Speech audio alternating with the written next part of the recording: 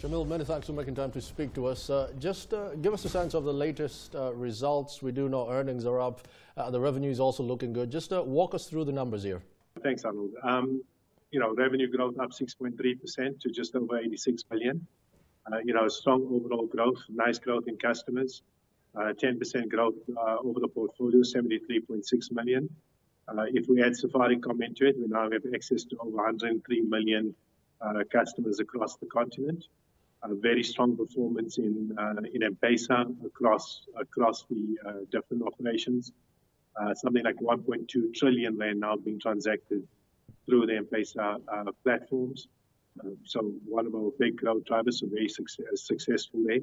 Also very strong performance in South Africa, Mozambique, and Lesotho, with good commercial momentum, I would say, in Tanzania and the DRC. So net profit up 18.6%, obviously helped by the dividend that's come in from Safaricom for the 8 months in which it's basically now part of or since the acquisition. So overall a very pleasing set of results for us, and we're quite happy with what we managed to achieve. Shameel, one thing that's very striking here about the results is the normalized growth. If we do factor in the currency exposure, of course you are operating in many countries across sub-Saharan Africa. If we do factor in the currency exposure here and the translation effects, we're looking at growth that's just at 7.8%. If the outright is actually done, that comes down to just over 5%. What headwinds are we looking at here in retrospect and perspective to the FX here? So I think what we can look forward to is probably a more stable trading environment. I think the DRC played a little bit of havoc in our numbers in the early part of the year, specifically because of the gap that was developing between the Congolese franc and the dollar. We managed to fix that in the second half of the year, and therefore seen a stronger result coming through from the DRC in the second half. The rand strength, funny enough, although beneficial to us in the local South African context from the perspective that our capex can go further, was negative when you do the conversion into rands. So the stronger rand worked against us for the internationals. But I think currency stability and political stability is something that we're looking forward to in most countries, hopefully this year. One thing that's very striking, Shameel, is the fact that we did see some of the competition, at least Vodacom competition, try to edge into the mobile money market and bring that to South Africa, and that wasn't very successful. Tell me, do you get the sense that the fact that Vodacom has seen this work in Kenya, it has seen it work in Tanzania, DRC is no exception.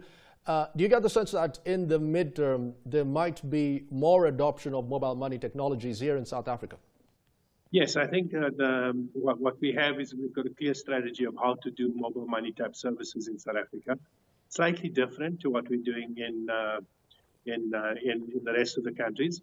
I would say here more taking a OTT app-based approach, and payment services and so on feature very high up on our agenda. We're already seeing a lot of success from the products that we've already launched into the market, and that's proving to bode very well for us. So it's really cherry picking some of the products and maybe and also creating other products that are lucrative for the South African market. But let's say financial service style products or fintech products are very much a key part of our strategy, even in South Africa. Shameel, let's go back to that net profit that is up close to 18.6%. And a part of the reason here that you do attribute this to is that move in Kenya, that Safaricom, of course, big, heavy hitter when it comes to M-Pesa and, of course, transactions across much of sub-Saharan Africa. Going forward, what do you say to some who might argue that the white elephant here happens to be, or the cash cow, should I say, happens to be the fact that Vodacom does have a heavy stake in Safaricom and other heavy hitters across sub-Saharan Africa and even Europe? Yeah, so I think the I mean, the investment into Safaricom obviously key for us. I think M-Pesa continues to be a big contributor going forward. I think, we started currently sitting on 32.3 million customers. That's certainly a big opportunity to continue to grow. If I look at the level of penetration in the other countries versus Safaricom sitting at 70%, the other countries still at only 36%. So, I think still a lot of growth left in M-Pesa, but also enhancing the services in M-Pesa. And I think things like apps and so on give you the ability to create a lot more interesting services going forward. So we're quite excited about our role in mobile money going forward.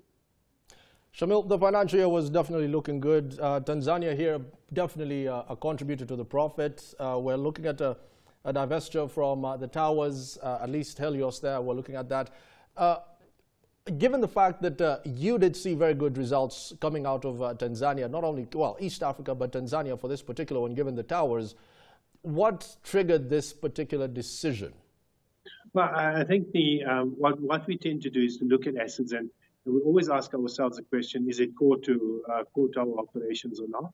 So that's the first part. And secondly, is there a bigger play that potentially we could make? I think we're on record of saying in Tanzania, we, with the cash that we have from the IPO as well as from the Helios Tower sales, what would be attractive for us is an in-market consolidation opportunity. And so we are looking at those opportunities, and that's what we would preferably like to use the cash for, provided that the regulatory environment lends itself to it. Shameel, let's talk about back here in South Africa, the regulation dilemma.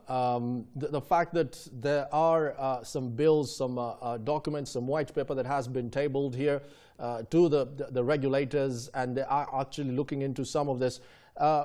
Going forward, where does this leave you? And I want to get your sense here on a broader picture, because Tanzania too, the president, John Pombe Magufuli, making it very clear that telcos have to actually list close to 25%.